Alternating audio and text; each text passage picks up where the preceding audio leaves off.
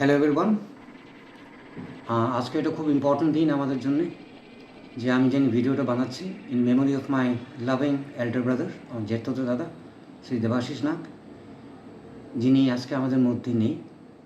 It is a very very sad occasion for all of us, but at the same time I want to recollect some very fond memories that I shared with him as his younger brother. ছোটোবেলার থেকে একসাথে বড় হয়েছি। ও থাকতো অকল্যান্ডে, আমি থাকতাম মধুনগরে। তারপরে যখন যখন ছুটি হতো শীতের সময় গিয়ে জ্যাঠার বাড়ি থেকে থাকতাম মহেন্দ্র ভবন অকল্যান্ডে। আনন্দে দিন কাটতো, ফুর্তি ফার্তা করতাম, গল্প করতাম, লুকিয়ে লুকিয়ে সিনেমা দেখতে যেতাম। একটা সিনেমা দেখেছিলাম, এখনও মনে আছে, অঞ্জলি সিনেমা হলে শীতের রাতে, চার্লস ব্রনসনের একটা সিনেমা Cabo Blanco, if I am not mistaken, the rain. তারপরে আরেকবার ডিসেম্বরের একদম কনকনে ঠান্ডার মধ্যে অকল্যান্ড পাড়ায় একটা বাড়িতে প্রজেক্টর লাগিয়ে, বাড়ির উঠোনে প্রজেক্টর লাগিয়ে একটা সিনেমা দেখেছিলাম, নান্না ফারিস্তা। এখনও নামটা এখনও আমার মনে আছে, নান্না ফারিস্তা। কনকনে ঠান্ডা, রাত্রিবেলা হয়তো 12টা না 1টার সময় সিনেমাটা শেষ হলো। আমি আর বর্দা দাঁড়িয়ে দাঁড়িয়ে দেখছি, ওপেনের একজন বাড়ির উঠোনে। তারপরে সিনেমা দেখে এলাম, এসে হিটার জ্বালিয়ে, পারলেই হিটারের উপরে আমরা দুজন বসা, এত ঠান্ডা ছিল। তাছাড়া বর্দা যখন ওর হায়ার সেকেন্ডারি, তখন তো ছিল এটাকে প্রি ইউনিভার্সিটি, তখন বর্দা আমাকে একটা কাজ দিত। কী কাজ? Very interesting. ও আমাকে বলতো, রূপম, তুই তো এসছিস, এখন তো তোর ছুটির সময়, তুই তো নাকি খুব ভালো আঁকিস, তুই আমাকে বায়োলজির ড্রয়িংগুলো তুই আমাকে এঁকে দিবি। এই ফুল পাতা হেন তেন যা যা থাকে, ওই বায়োলজি কপিগুলো থাকে না, ইন্টারলিফ, আমি বসে বসে ওর জন্য আমি রোদে বসে বসে এঁকে দিতাম, আরও পড়তো। তাছাড়া আরও অনেক স্মৃতি জড়িয়ে রয়েছে আমাদের মধ্যে, যেটা চিন্তা করলে কেমন যেন লাগে, that we had such a lovely childhood, a memorable childhood. And the best part was that we never had a quarrel in our life. কোনো দিন ঝগড়া পর্যন্ত হয়নি। ছোটো ভাই বড়ো ভাইয়ের মতো হয় না, ঝগড়াঝাটি বা মারামারি কোনো দিনই হতো না। মানে we were more like friends. We shared each other's feelings, experiences, funny, serious, normal, abnormal.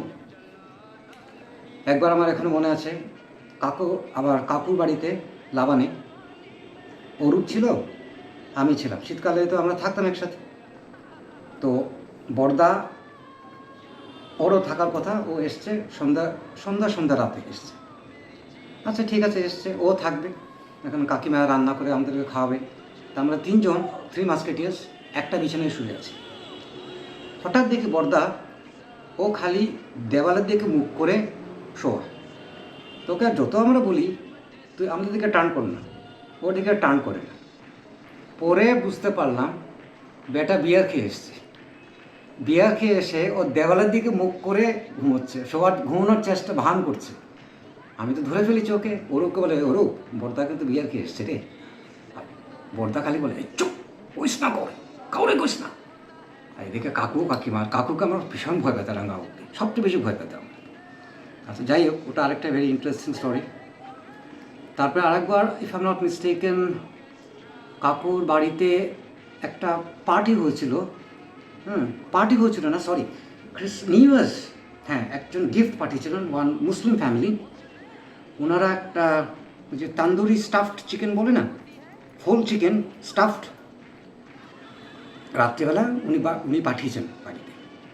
তারপরে আমি, বর্দা আর ওরূপ, কি ফুর্তি এটা খাওয়ার জন্য আমাদের। তার মধ্যে চলে গেছে লাইট, স্পষ্ট মনে আছে, চলে গেছে লাইট। টর্চ আছে, কিন্তু টর্চে নেই ব্যাটারি। অন্ধকারের মধ্যে গেছি বাজারে, দোকানে, পাশেই বাড়ির সামনে গিয়ে ব্যাটারি কিনেছি। ওই ব্যাটারি লাগিয়ে ওই টর্চ দিয়ে তারপরে আমরা রাত্রেবেলার ওটা খেলাম আনন্দ করে। তো এগুলোই মানে ছোটো ছোটো ব্যাপার, very interesting, very loving also, and very very memorable. Though we were cousin brothers, not blood brothers, but এটা আমাদের মধ্যে কোনোদিনই ছিল না দ্যাট আমরা এক মায়ের পেটের সন্তান না। ওই ফিলিংসটা আমাদের মধ্যে সব সময় ছিল।